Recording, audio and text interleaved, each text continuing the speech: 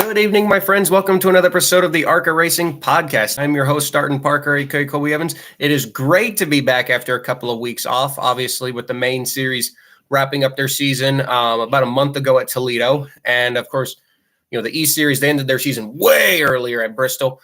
We've only had a couple of West races to cover, and we have now reached the finale portion of our 2023 ARCA Menard Series, all three division season, with the last race of the season in total at Phoenix. So we're going to go over the Phoenix race, the entry list, pretty stacked entry list, well over 30 cars as predicted. And we will also be going over some 2023 silly season news and notes.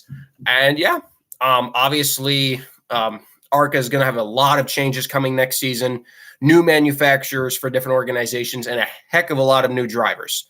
ARCA will definitely look different. So we'll get into our little intro, and then we'll just get right into the show. So, as of course, you guys know the drill. Follow me on social media at Starton Parker on Twitter. Like and subscribe to the channel. We just hit 560 subs. Can't thank you guys enough for the continued support. NASCAR man, Brock Beard, theracingexperts.com. Give them all some love. They help make this show possible and are some of my best friends online. And, of course, Racing Experts, who I work for. And, let's get right into the show, shall we? So, Phoenix. Note, this is not a main series race, mainly because with how early the ARCA season usually ends, a lot of main series organizations who are properly funded and can afford to make the trip out to Phoenix, they like to make the trip out to Phoenix, kind of just like to show their hands against the West guys, like say, hey, we're the main series, we're coming to your race, and we're going to beat you guys. And relatively, it's pretty much like that every single year. In 2020, we had that fantastic battle with David Gilliland and Ty Gibbs. 2021, Ty Gibbs just dominated the field. And this season, no Ty Gibbs, luckily. But we still have a pretty stacked field. We had 32 original cars. We'll get right to the entry list. 32 cars were on the original entry list, two smaller than last year, which honestly really doesn't make up a difference. We still got plenty of competitive entries. However, we have had a withdrawn entry list update. The 81 car, which was entered under Joe Gibbs Racing, it was entered under TBA, to be added sooner. Now, a team like that, they would not have entered that car had they already had a pre-planned driver. So I'm really kind of curious. I don't know if you guys in the chat can maybe speculate. Who do you think was supposed to drive that 81? Because knowing that kind of team, you wouldn't have put the effort in to fill out the entry blank and send it to ARCA if you didn't have somebody in mind. Was it Brandon Jones? Because frankly, I could have seen it being Brandon Jones. I don't know why it wouldn't be Brandon Jones. Frankly, if I was Joe Gibbs, I would take advantage. Molten Rage, your chat. We will get to that tomorrow in the back marker battles. Trust me, we have a fun segment to talk about that. But yeah, going back to what we were talking about, I was really surprised that, for the 81 car, they wouldn't have Brandon Jones in it. I figured that would make the most sense because, he's competing. He would have been competing for the Xfinity Series Championship had, not last weekend happened, but it would have been kind of a fun race for him, get some extra experience. But could last weekend have played a factor in that? We don't know. We don't know if last weekend maybe played a factor in that. Did they have a driver come in? The funding didn't go through. We don't know. We don't know exactly what happened right there.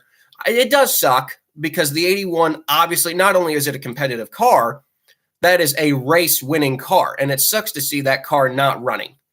And it just makes me wonder, why? Why not run it? Because I don't even know. We don't know right now if JGR is even going to have an ARCA program next year. So at that rate, just run the car, find a driver, and run the car. I know ARCA standards, the costs, it's expensive and all, but just bring it in the 81 hauler. Or the 18 hauler. It's not like Sammy's going to wreck the primary. So I guess that was just a little bit of a shocker to see the 81 car on the entry list with no driver listed and to actually see it withdraw. Because I don't see why they couldn't put Brandon Jones in it. Even without sponsorship, they still could have entered it with Brandon Jones. Or heck, Ty Gibbs, give him some more track time. I don't know, but it's a little bit of a shocker to see that 81 enter, but then unfortunately withdraw. However, the other 31 cars are still entered and are as follows. We'll go down the whole list, so bear with me as I go through this whole list. Luckily, I have it right in front of me. The number 1 of Jake Finch with Phoenix Racing. Great to see them back. Eric Nascimento will run 2 cars, the 04 and the 4, for Sean Hingorani in the 04 and Sebastian Arias in the 4. The 02 of Katie Hedinger. I like this. She really didn't get a chance to really show what she's got back at Las Vegas because she was involved in an early crash. And with the truck series already being there, I would expect maybe Young's Motorsports will just load the ARCA car in one of the truck colors. So in reality, it doesn't cost them really any extra to run the ARCA car, as they can just load it up in the truck hauler. So good to see Katie back. And then the 05 of David Smith, we've seen him run a lot of the races lately, so good to see him back. He's one of the foreign drivers in the field. He's from Sydney, British Columbia, so it's great to have a different driver feel in that kind of field. One of the really reasons why I love the West Series so much, you see a lot of different nationalities of drivers from all over the world that run the West Circuit. We have a Japanese driver with Takuma Koga, and we got David Smith from British Columbia. I think that's really, really cool about the West Circuit. Moving on, of course, we got Jake Drew. Pretty much all he has to do is just start the race. Once he takes the green flag, he is locked for the championship, and Bob Roncati will win the Owners' Championship with well over a 50-point lead. Takuma Koga is in the 7. Tanner Ref is in the 9. Chris Loudon is in the 11. Heart and soul of the West Circuit, old Todd Souza, he's still going, number 13. We got Venturini. Venturini is there. Parker Chase will be in the 15. Landon Lewis is in the 16. Buddy Shepard's in the 17. Sammy Smith, kind of like I said, surprising. We don't see the 81, but yet the 18 showing up. Sammy Smith is entered in the 18. Obviously, just to get some extra track time, and it is Kyle Busch's last, right now, scheduled ARCA team for next year. I haven't heard anything about KBM. We'll get to that in our 2023 news portion. Jesse Love, of course, in the 20.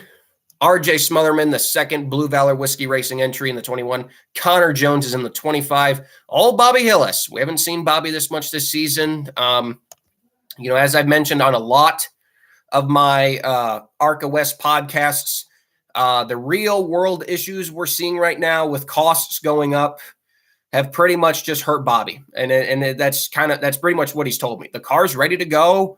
There's really nothing wrong with it. He just can't afford to go. The costs and the price of gas and diesel or whatever he uses in his trailer is just simply too high. He can't afford it, which really sucks because, you have the equipment ready to go. You want to race. You just can't do it because you don't want to put yourself into debt. That's what you don't want to do, obviously. But obviously with this race, the big field, the most exposure this race will probably get, and it closest to his home. It's great to see that Bobby will be back for this race, of course. I believe he will be using the yellow car, but I could be wrong. He has a yellow car and an orange car. I don't know which one he'll bring, though. Next entry is I think is a little cool. Carson Hocevar. Al Nice and Nice Motorsports, they have a couple ARCA cars. They usually bring one ARCA car to the test at Daytona every year just to get some of their future drivers cleared to run some select truck races. A lot of teams will use that ARCA test to get future truck drivers actually cleared to race. I assume it's going to be the same car that maybe Matthew Gould has run in his couple of starts this season. So it's great to see Carson there. Obviously pulling double duty as the ARCA race is early Friday and the truck race being late Friday, but great to see them here. He'll obviously be a winning race contender, so that's great to see. Tyler Ref, the brother of Tanner Ref in the 41 for Loudon Jackson Motorsports. Great to see them back after their crash at Vegas. Christian Rose, of course, and the 42 for Bruce Cook. I'm going to botch his name, so just bear with me. Andres Perez de Lara, after his great showing at Las Vegas and Bristol, I'm very, very glad to see him back. Obviously, with DGR rebranding to Tricon Garage, I really, really hope that they continue their ARCA program because this Andres kid I'm really impressed. He's only made a couple of starts, and I know it's a great car, but man, has he shown very great speed. And if Tricon is doing a full-time ARCA program next season, I really hope Andres gets a lot of starts, if not full-time. This kid, I think, is really talented, and that's why I love David Gillen Racing, or Tricon. I'm just going to call it David Gillen Racing. I know it's called Tricon Garage, but David Gillen Racing or DGR is easier for me. Oh, yeah. But yeah, so continuing on, Joey East for Naki Kluwer Motorsports, they are bringing 2 cars. We will get to the second one in a second. Landon Pembleton will be in the 4th Venturini Motorsports entry, the 55. Arguably one of my favorite entries is the number 70 of Kyle Keller. Obviously, the other Jerry Pitts Racing entry. Kyle's been running usually the number 12. Now, it's kind of weird that they're running the number 70, but I can see why. I showed the paint scheme on my Twitter, and you can also find it, I think, I don't know, someone else posted also to Twitter, but it's a beautiful throwback. The late Chris Trickle's team, Godspeed, Chris, man, we're taken from us way too early. Kurt Busch won the Southwest Tour Championship in 1999, and it's just a beautiful throwback. It's the exact color scheme. The font, I think, is pretty much on point, and it's a great scheme. Now, the unfortunate part, it's not a winning car, but Kyle will probably still get a top 10 finish out of it. I'm really glad to see that car back on track, and if there's a paint scheme of the year contender for the ARCA West Series, I think Kyle Keller and that Star Nursery throwback have definitely won. 71 of Taylor Gray, obviously, of course, with MMI Racing having number rights to the 17, DGR, Tricon, whatever you want to call them. They have to switch their numbers around to 71 so that way they can still run. Great to see Taylor back. He dominated at Las Vegas, and I would probably say next to Sammy Smith, they will put on a great show because they're going to be right with them. I had reported this on the podcast a couple of months ago that he was supposed to run some ARCA races. I don't remember which track it was, but they had withdrawn from the field. Maybe just because the car wasn't ready. But it's great to see that they've taken their time and they've gotten the car ready. And what I like to see about this is the crew chief for this car is actually, I'll probably botch his name, but Augie Vidovich. I hope I didn't botch his name, but man, Augie, he's been a mainstay on the late model division, so he brings a lot of experience to the table. And man, if for a rookie driver and appears to be one of his first starts, I don't think there's anybody better than Augie to really give you the experience, because Augie, he's been around here in a Busch car. I think he's ran some West races also, so he's got plenty of experience at this track, and I think that'll really help Jalen get around the track good enough. The 84 Bradley Erickson, the second Naki Kluwer entry, great to see them back. Of course, Bridget Burgess, always great seeing her on track, improving every time. And the 99 of Cole Moore. And we did miss a couple of cars. Andy Hillenberg, I thought was going to bring a couple of cars, but he actually ended up only bringing one, the 01 of Zach Heron. So Andy only bringing one car again. Probably the reason why we don't have as big of an entry list. No Pedroncellis. Andy's only bringing one. So that right there probably would have been an extra 3 cars had they usually brought. So, but again, it's not a big deal. We don't need 35 ARCA cars. I mean, we'd be great, but at the same time, it's not like we desperately need that. 31 is plenty for a good race. Any starting parks for the ARCA West race? Not that I can see. Since the 31 of Pedroncelli, actually, I posted this on Twitter today. If you guys want to start an ARCA team, the Pedroncellis are actually selling one of their ARCA cars, the black 31 that Paul has starting parked for pretty much the last 2 years, is actually on for sale. I think it's just missing the driver's seat and a couple of internal parts, but it comes with the motor, and only $30,000. And I think it really paints a picture, man. It's not as expensive as people think is to get into ARCA. The thing is, it's to be competitive in ARCA. But if you just want to have a good time, and really just go out there and have fun, it's not very expensive to get into ARCA. It really isn't. But if you want to be up there contending for wins every week, yes, then it gets a little bit more expensive, of course. And yeah, I mean, that right there is the stacked 31 car field. The payouts for this race, again, one of my favorite parts about ARCA. I know NASCAR doesn't do it, and for rightful reasons. I know why they don't do it.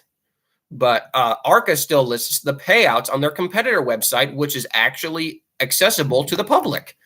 So if you guys want to go down to the competitor page on the ARCA website, you can actually find the entry blank for this race.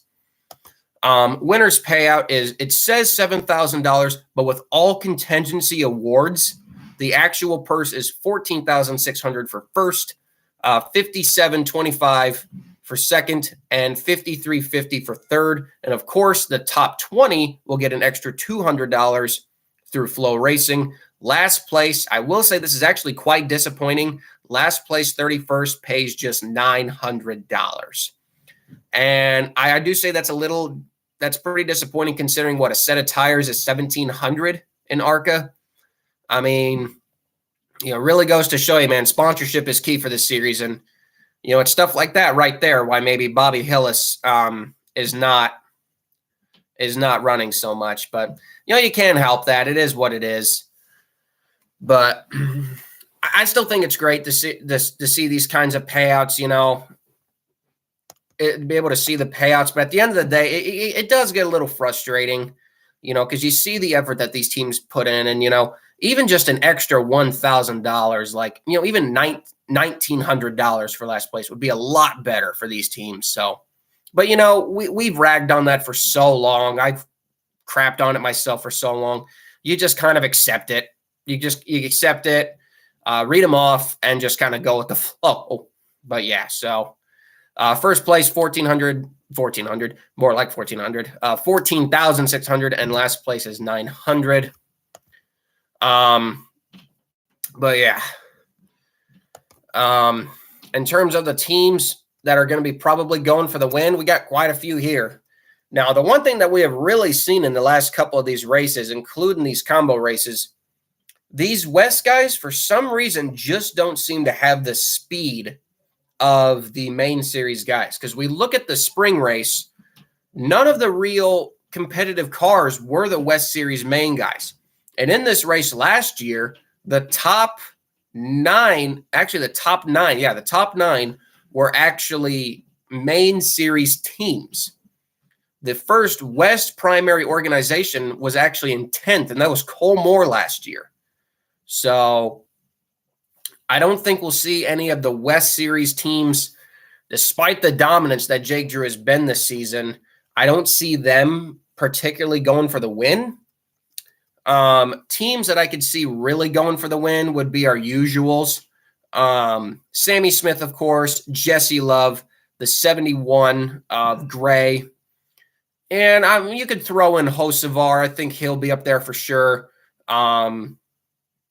Connor Jones, I think you could add in Connor Jones. I think he'll probably be a top 5 car, not necessarily a winning car. Maybe Todd Souza, but he kind of struggles with these bigger fields. Maybe Landon Pendleton, but again, those guys will probably make up a lot more of the top 10. I just don't really expect to see a lot of I don't expect to see these West Series guys running against these higher teams. So it is what it is there. If I do want to give a pick, you guys can give a pick in the chat. I'm not going to pick Sammy Smith. He did finish, I think he finished second in this race last year. He actually finished third to Taylor Gray, who finished second. But I'm not going to go with either of those guys. I'm actually going to pick Jesse Love in the 20 car. I think Venturini gets it done. Jesse, I think the problem is he's just driven the McAnally cars the last couple of years, which really haven't shown the speed against those other guys. I do agree, Mark, in the chat. Jake Finch is one to keep an eye on. I don't see him, though, running exactly for the win, but a top 5, I would say, is definitely in a question. Definitely in question. But my pick for the race is Jesse Love. And if you want to give an underdog pick, I always give him my underdog pick every race, Todd Souza, because I want to see Todd get another win. It's been 14 years since poor Todd Souza has won a race. I want to see him get another win. But yeah, so that's Phoenix. It is going to be right here on the entry blank, we will go over the times. Now, this is a 2-day event. Now, obviously, none of this is on TV, sadly. It's on Flow Racing. It will be on the USA Network on a tape delay, though. So they come in on Thursday. They do all their practice and qualifying on Thursday, and then they will race on Friday. I think it's 1:30 because they're 2 hours. Since I'm in Iowa, I think Phoenix is 2 hours behind me, I believe. So I think it's 1:30 here and 11:30 there, if I'm correct. But yeah, so unfortunately, also, I will not be able to live tweet during that race. So anyone else, guys like Benjamin and Mark, who also follow the ARCA circuit for their respective media organizations, give them, maybe they'll be doing live race tweeting because I'll be at my job, my regular job. So I'll be watching it. Luckily, my boss has agreed to let me watch the races while I'm at work, but I just can't tweet about it. So I'll be able to watch it, but I won't be able to live tweet about it, which sucks. But hey, gotta pay attention. Just don't go to work. Benjamin, I know. Don't go to work. I gotta work though. If I want to be able to afford to go to Daytona next year, I gotta work. So, but yeah, so yeah, pick in there is Jesse Love. Underdog pick, always going to pick Todd Souza. Yeah, I know he probably won't have a shot at the win, but hey, he's an underdog. That's why I pick him. But yeah, for 31 cars, in this race last year, we had taken out the break. We had 5 DNFs. We got 31 out there. And looking at this field of drivers, you usually see a lot of these inexperienced guys maybe making mistakes. I don't expect this race to be as caution-filled as maybe as people would expect. 2020 we had a lot of cautions. 2021 we had quite a few cautions. I will predict maybe 3 or 4. I think even with 31 cars, I think they'll just get spread out enough. Maybe a couple cars will get knocked out due to crashes. But I think maybe once we get to around maybe 27, 28 cars on track, they'll spread each other out, and we just will kind of get a good run going. Obviously, though, the driver points for this race, Jesse Love, last year's champion. Jake Drew does get vindication from last year. Pretty much either he's already locked it up or all he has to do is start the race. Jake Drew will be your champion. But the fight also will be will Sunrise Ford go 1-2? Tanneref is currently in second, but Colmore is in third place in points, only 1 point behind. So, obviously for Sunrise Ford Racing, you got the championship, yes, but you want to go 1-2 in the championship. And, you're really going to have to get Tanner out there to do the best job he possibly can because, that'd be a huge accomplishment for Sunrise Ford Racing going 1-2 against the mighty Bill McNally Racing. Todd Souza is in fourth, but he is 10 points behind those guys. I don't expect Todd to necessarily finish 10 spots ahead of them, so I'm going to kind of rule him out unless something does happen to the 99 and the 9. Todd's kind of in his own position, locked in fourth. Same with Joey East in fifth. He's kind of locked in fifth, 92 points behind. Takuma and Bridget, they're kind of in their own battle as well. Takuma is minus 129 and Bridget is minus 134. So they're only 5 points apart. So for their sake, they'll probably be battling pretty close on track because, again, you want to finish as high in points as you can because it's kind of a good team build. Landon Lewis is in 8th in points, obviously missing 3 races. After taking over the 16 car, he still missed 3 races. So unfortunately, no chance at the championship, but looks like we'll still get a top 10 points finish. Andrew Tuttle, that poor team, man. Ever since Portland, they just had engine issues. They just can't seem to keep the car running. And unfortunately, they've had to either start and park or barely make a practice lap to get credit for showing up, and they are not on the entry list for this race. Kind of disappointing. Andrew, he's their last chance racing. They're really trying to make something out of that team, and when you don't have a lot of funding and you're trying to repair the same motor over and over and over again, it just gets to the point where that motor is just going to eventually just die, and you're going to have to just sit out until you can get another one. And my guess is that's what's happened to that team, because, they had an engine failure, and I know they don't have a spare motor. I've messaged that team. They don't have spare motors. They've just tried to fix them over and over and over again, and I think it eventually just died. Then, of course, PJ Pedroncelli, sad to see them not here, but they will be back next season. He is in 10th. The owner standings are pretty much exactly the same.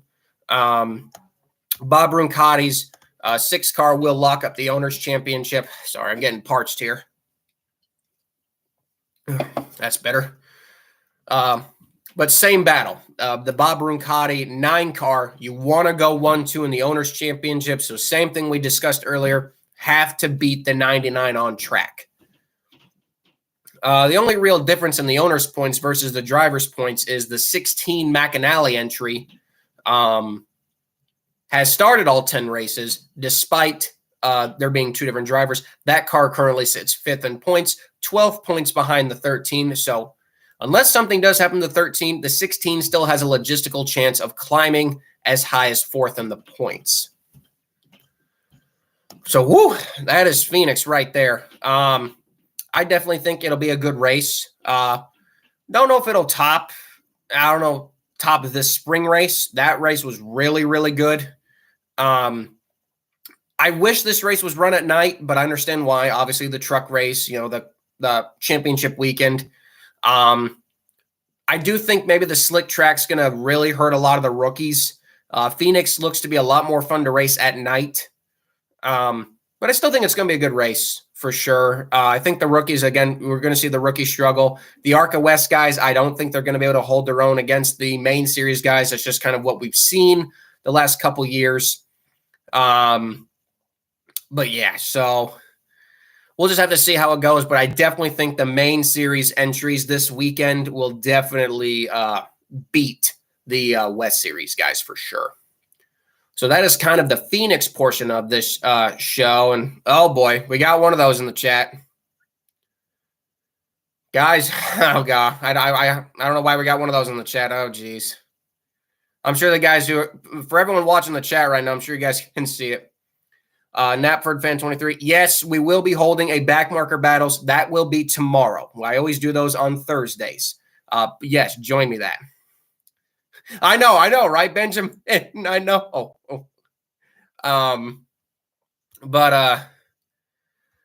Next, I wanted to talk about some 2023 stuff. Now, we do have Mark Kristl here in the chat, and I was going to talk about this next week, but I want to save next week specifically just for the race review. But I wanted to go over these articles and some preview stuff. First off, shout out to Mark Kristl. Go out to frontstretch.com. Go to the ARCA page. You can find all of Mark's articles. Credit to him for these. But I wanted to talk about this stuff. And it's basically, what do we know about the ARCA Silly? I posted this on the 26th. I'm not going to read word for word, obviously, because we'd be here all day. It's a very nice, long article. So if you guys want to go read the whole thing, I will put a link in the description once we're done with this podcast, but I'm going to read snippets. But again, yeah, credit to Mark Kristl for this. So yeah, it's what do we know about ARCA's silly season? Of course, Nick Sanchez, the champion. As we know right now, though, he is expected to land somewhere else next season. He will not be back in the ARCA series as of now. We also don't know Raja Karu's plans for 2023. We don't know who's going to drive for Rev. We don't know how many cars they're going to have. I hope they have 2. Right now, we don't have much. And again, the season's just ended. So a lot of people are going to be putting their stuff together for next season. At the same time, he also reported that Jesse Love and Landon Hamilton are the favorites to run for Venturini full-time in 2023. I would love to see that. Landon, in his couple of starts, has done a very good job. And, of course, Jesse Love, I mean, he's just been on fire this season. It's kind of a shame that the age held Jesse Love back, because he probably would have been a championship contender had he been allowed to run all the races. But obviously, age restrictions are here for a reason.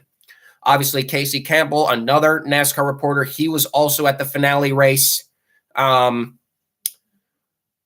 Toledo, reporting as well. Right now, I believe it's Greg Van Alst, Brad Smith are confirmed for next season in full-time ARCA.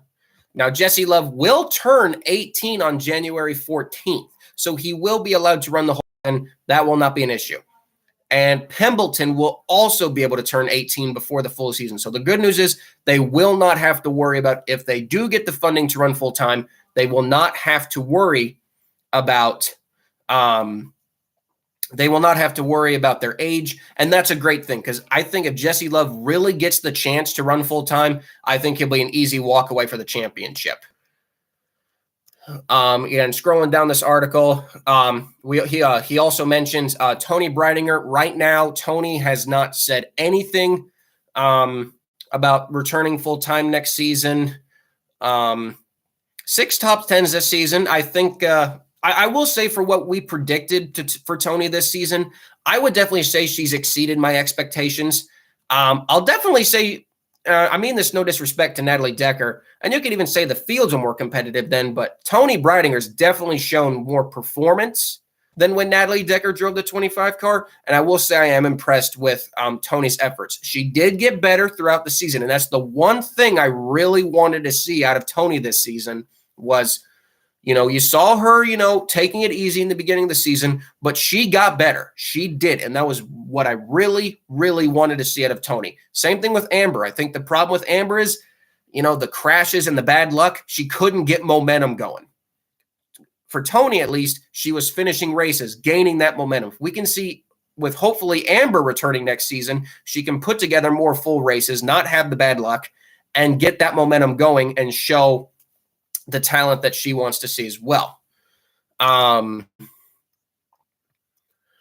yeah, they also confirmed, Landon Pembleton confirmed to front stretch on here that he is, they made him an offer for a 2023 full-time ride, and Pembleton is working diligently on the 2023 racing plans. Again, that is from that page. We're keep scrolling down here.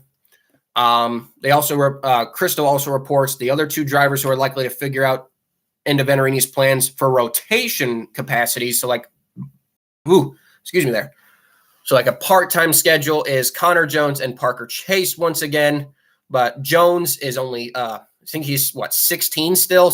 Oh, he's not even close to being allowed to run the whole schedule yet. I do believe Parker Chase, though, he's ran Daytona, so he's more than old enough.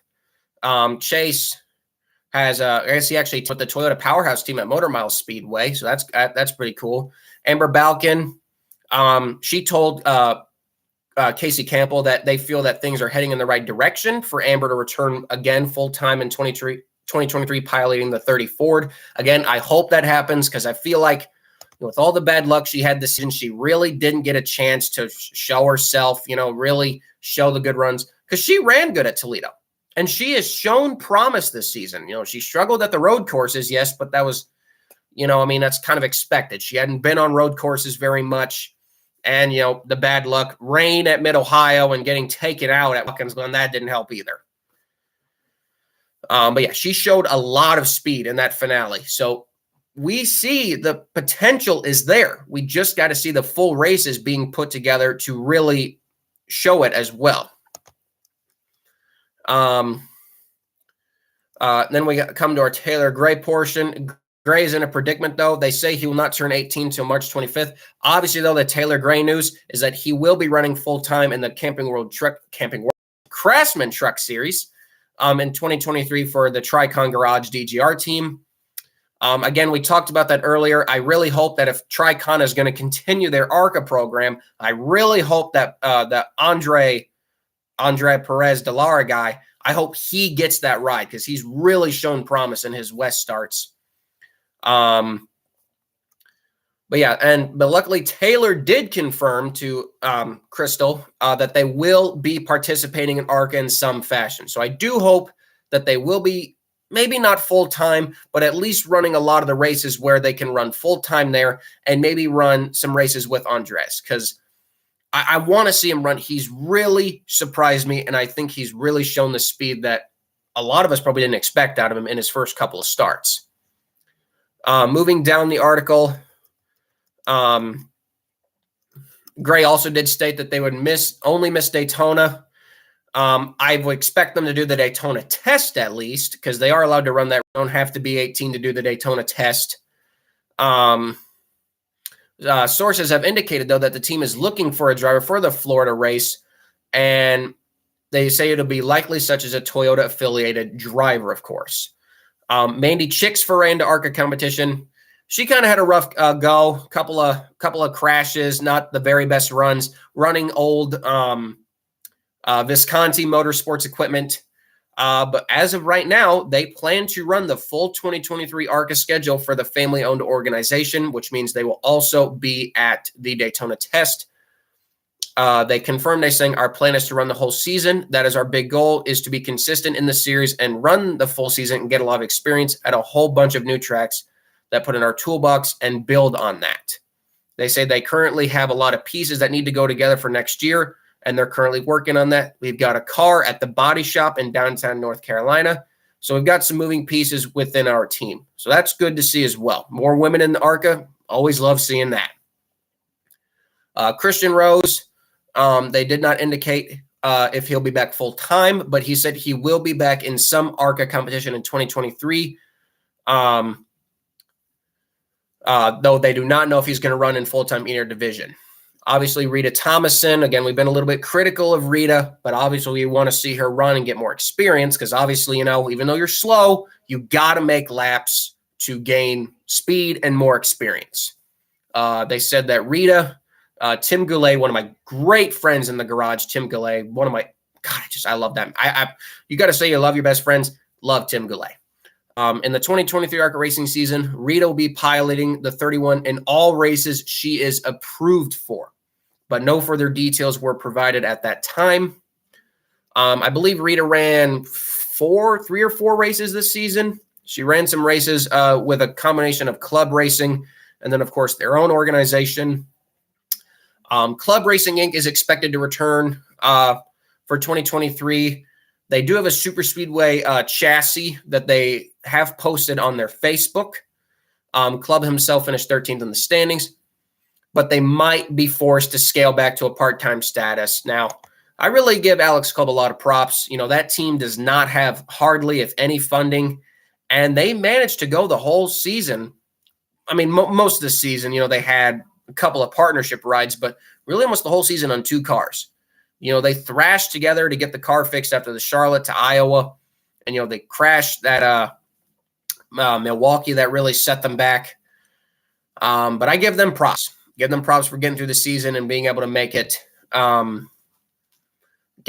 through there. So that's good to see. Kind of scrolling down to the bottom here of the article. Andy Jankowiak, of course. Who doesn't love Pizza Man and Andy Jankowiak? Of course, I've also announced that at the conclusion of this ARCA race, even though ARCA doesn't necessarily, I will be doing a Most Popular Driver of the Year award. I just think it'd be fun to do. He will reprise his part-time schedule, likely the same. The big tracks like Michigan and Kansas, and then maybe some short tracks mixed in there as well. Sorry, guys. Both Katie Henninger and Matthew Gould debuted in 2022. It is highly likely that both will chase the E-Series championship, which I think would be a good start for them. Of course, Henninger made West debut, and Gould ran for Nice. And, of course, to end the article, Sanchez became the 15th straight different ARCA champion. I guess I really didn't put that together. Ever since Justin Allgaier's championship win in 2008, we have not had a repeat champion. That's cool. I like that. But again, that is just portions of the article. If you want to go to, again, frontstretch.com, it's under their ARCA page. And I believe it's still the first article on there. But again, credit to Mark Kristl on that.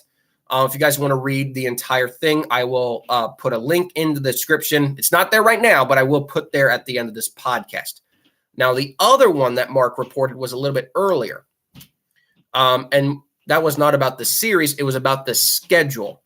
And right now, 11 tracks are known for the 2023 ARCA schedule. which will likely again consist of 20 events. 8 were announced when NASCAR released its National Series schedules, which were the tracks that we expected to come back, like Daytona, Phoenix, Talladega, the 2 events at Kansas, Michigan, Lucas Oil Raceway Park, the Glen, and the Milwaukee Mile. Of those racetracks, got some noteworthy points. Milwaukee Mile will host, obviously with the Truck Series going back to Milwaukee, obviously made sense to have ARCA there at the same time. Hopefully it'll bring in a little bit better of a crowd than some of the races we've seen there. And it looks like the Michigan race will actually move back to Friday instead of having it in the same day, because we don't want to see racing in the darkness again like we've seen this year. ARCA will return to Pocono in 2023 as well, per Charlie Krall from who talked to Casey Campbell. And the dirt track events at the Illinois State Fairgrounds and DuQuoin will be there too. It makes 12 of the 2023 events already known, but are there changes? And this is a change that I would hate to see, absolutely hate to see, but is 100% understandable. Right now, it is not clear if Salem Speedway is expected to return. It looks like Mark Kristl in the chat, add Berlin Speedway. Good. So Berlin will be back next year. But right now, Mark said, right now, Salem Speedway might not be back next year. And it's understandable why. You know, the track itself, it's not in the best condition. The cell service is garbage. I mean, you wonder when we watched that race, you know, a couple months ago, why we couldn't get nobody could tweet anything out. No teams were getting any updates because the cell service is garbage there. And at the end of the day, you know, for these ARCA teams, they got to be able to promote themselves on social media. They got to be able to get their cars out there. And really, we didn't see that. We didn't really see any of those kinds of tweets until the teams maybe got home or outside the track to a better place of Wi-Fi. In the article they posted about that, the facility itself compares in comparison to other racetracks on the modern schedule. No Wi-Fi and the cell service around the track is awful. Nearly a quarter of the way into the 21st century. I do agree. A track like that should have good cell service. Charlie Krall, PR director, said that discussions between ARCA president Ron Drager and Salem track promoter Bob Sargent are still ongoing, whether Salem will remain on the schedule. They also state in the article, it is worth noting that ARCA TV partner MAV TV requested ARCA move up its Salem race start due to time concerns over lack of lighting at the track. The reference point was the 2020 Salem event where Sanchez, if you guys remember, brought his car to pit road and the crew had to use their own flashlights on their cell phones just so to see the damage. That's pretty bad. If Salem does not return to the ARCA schedule, nearly the Indiana short track, Winchester. Now, I would hate to see Salem go, but we all love Winchester. Winchester is one of my all-time favorite tracks. I don't know why they haven't scanned it yet for iRacing. Got to be, that track is just so much fun. I think Junior said they actually tried to scan iRacing, but were turned away. Man, that's sad because Winchester looks so much fun to drive. Because the last 2 ARCA events at Winchester had both less than 20 participants, however, if the racetrack hosts an ARCA 2023, they advocate to have a combination event, which I agree with. That has kind of been the problem with Winchester the last couple races. With the last couple Winchester races, they have had low car counts. And I don't know if it's just because of the speed or just the fact that Winchester is a very tough racetrack, number one on equipment.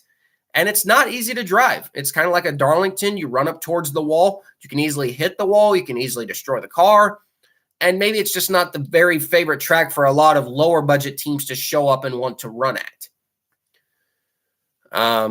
But yeah, so that's kind of a shame. But again, it's understandable why. And I would agree, maybe having a combo race with the East Series to get a couple more cars in there, that would be a great idea as well. Beyond the possibility of Winchester replacing Salem, any more changes are expected to the main schedule.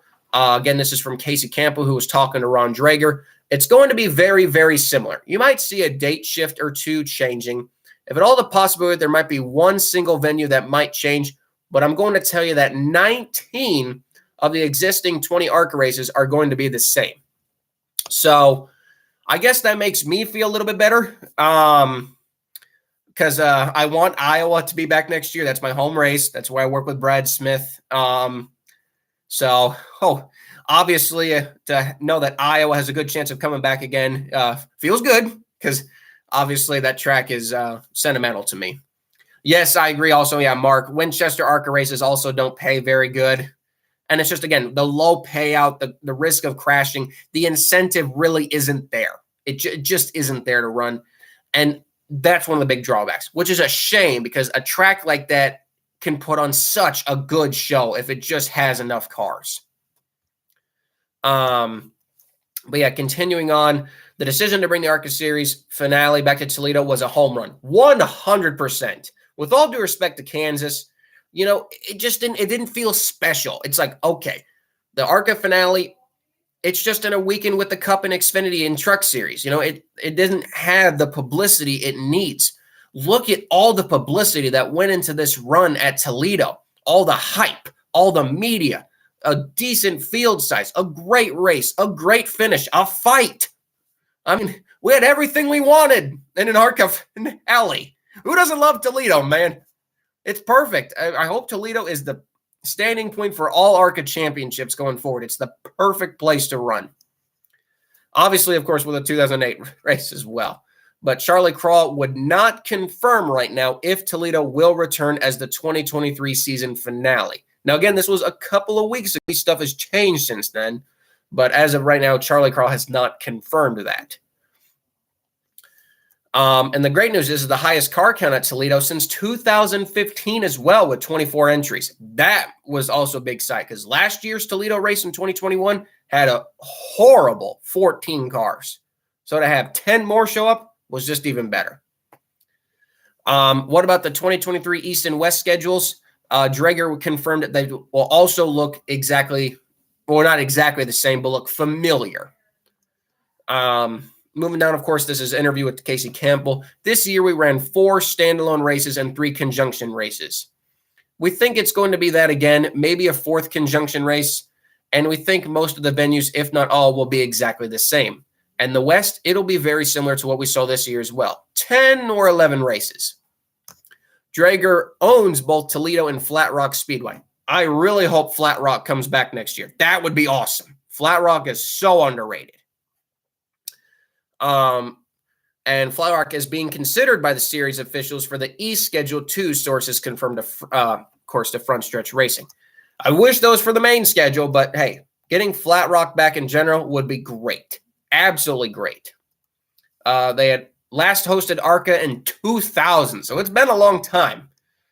And of course, NASCAR no longer races at Iowa Speedway, but ARCA has gone there 16 times. Every year since the track opened, the East Series has raced there 19 times in the West Series. While the East and Main Series raced together in a combination event, the West Series hasn't visited the track since 2019. And I've been advocating for this for so long. Why can't we bring the West Series back to Iowa? I know it's a long haul for a lot of these West teams, but you cannot deny that seeing the East guys going up against the West guys, and I guess you could say the main division as well, the East and West main division, going up against those guys at Iowa Speedway, that kind of a racetrack where you can run the high line, you can run the low line under the lights. That'd be a heck of a race, and I would probably say it would draw a pretty decent crowd. I've been advocating for that for years, man.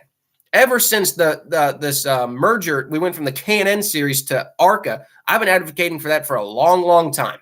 So it's great to see that other people agree with me. Other people agree with me on that. I want to see that. And I agree. From a marketing perspective, it's the best. It's the best ARCA drivers competing for 150 laps. One of the longer ARCA races at the same level under the lights. And yes, like it says here in the article, it's a haul. It is. It is definitely a haul out to the Midwest.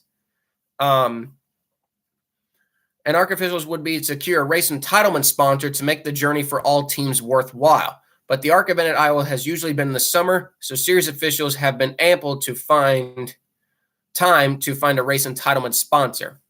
The 2022 ARCA schedule featured 20 events at 19 different tracks. Although the 2023 schedule has not been set yet, that tremendous distinction will very likely continue. Again, that is another article by Mark Kristl on frontstretch.com. You guys can go to frontstretch.com if you want to read the whole thing. I just kind of snipped through it.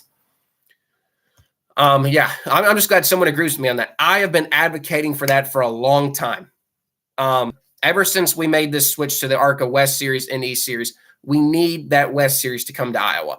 Now, I understand it's a long haul. I mean, trust me, I remember talking to some teams back when it was the Can-Am West. They didn't like coming to Iowa. It was definitely a long haul. Like a lot of the Sunrise Ford guys, I remember talking to them even when I was only 13, 14 years old. They weren't very happy just about coming here anyway. The drivers didn't mind it. I remember guys like Derek Thorne, James Bickford, they loved the track of Iowa because, the West Series usually races on tiny, tiny short tracks. You got this bad, fast 7/8 mile. That's a lot of speed, different lines. And, for a lot of those West guys, it was a different track to run on. It was really enjoyable to run on. So we'll just have to see what happens. I don't expect it to be a combo race, but definitely want that. Definitely want that for sure. Whew. That's a lot of talking, and I appreciate you guys joining me. But that'll pretty much wrap up this episode of the ARCA Racing Podcast. Wanted to get through those two articles. It'll be interesting to see what 2023 brings us. It will definitely be a shakeup. Might see some teams not returning that we saw this season, but we'll just pretty much have to wait and see. Obviously, ARCA silly season news doesn't come as quickly as NASCAR silly season news, but I would love to see the West Series run at the Coliseum. Yes. I would absolutely love to see the West Series. Personally, with all due respect to the Cup Series, those West cars would put on a way better show at the Coliseum. I would 100% love to see the West Series run at the Coliseum. Yeah, so shout out to that. And yes, we will do an ARCA podcast in the offseason when they do have all the schedules released. But again, guys, thank you again for joining me for this episode of the ARCA Racing Podcast. I've been Colby Evans, Start and Park Car, of course. Again, please like and subscribe to the channel. We are trying to get to 1,000 subs. We're having a big giveaway. At 1,000. We got a special Takuma Koga Diecast that we will be giving away from a special gift from Takuma's PR department that I'm giving away for you guys. And a little quick more thing from Mark Kristl here. Wouldn't surprise me if some ARCA news comes out this race weekend too. That is true. KBM is announcing their 2023 driver lineup, and so that their ARCA program could be in there. We don't know that for sure, but that could happen as well. So obviously, if that news comes out, we will be tweeting about that. But yeah, so I'm going to try to end the show now. Thank you guys for watching. We'll see you guys next Wednesday for what might be one of the final ARCA podcasts of the season, the Phoenix Championship review video. I hope all of you guys who tuned in tonight will see me there next Wednesday. And yeah, have a good rest of your Wednesday night. And take care, guys. Thank you guys for tuning in, and we'll catch you all real soon. Colby Evans, signing off.